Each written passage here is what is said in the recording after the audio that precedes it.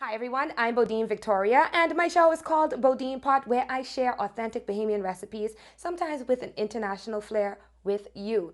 And sometimes people have the comment, well, why don't you add a bit more seasoning to your soups, my soups in particular?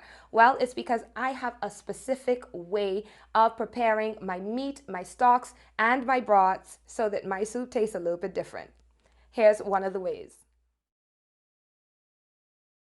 We're going to start with a pound of salt beef in a glass Pyrex dish covered with some foil paper. We're going to salt our ribs, put them in there as well, along with some onions, some celery bottoms and tops, some garlic, some bay leaves, and some thyme.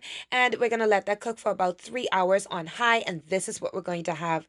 It's going to be delicious. In my crab soup recipe, I used half a pound of the salt beef. And what you want to do is when you cook it, you want to have it so that it can break apart in your hand just like this. That means you can shred it and more people can have more servings of it.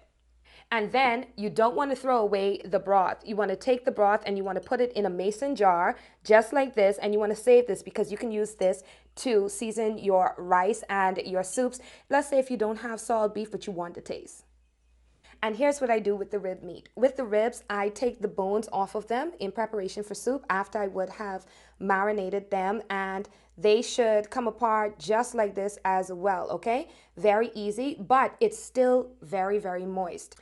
After you put your seasonings through the sieve, or you blend it, however it is that you decide to do it, you get a broth that will look similar to this, and this has all of that rib flavor. So if you really want to save it, you want to keep everything looking good. You take this, you put it inside here, and then you put it in a container or you put it in a baggie and you store it in the refrigerator or the freezer, depending on when you plan on using it, the freezer for up to a month, and you can make another soup with this with your broth already made. I hope these tips are just what you need to take your cooking to the next level. And if you enjoyed this tip, well, I have a channel full of recipes on YouTube. Just go and subscribe to BodinePot on YouTube. And follow me on Instagram at BodinePot Show, and that's the same thing for Facebook. And don't forget, when you get your culinary life together, even now, don't let any and everybody dig up in your pot.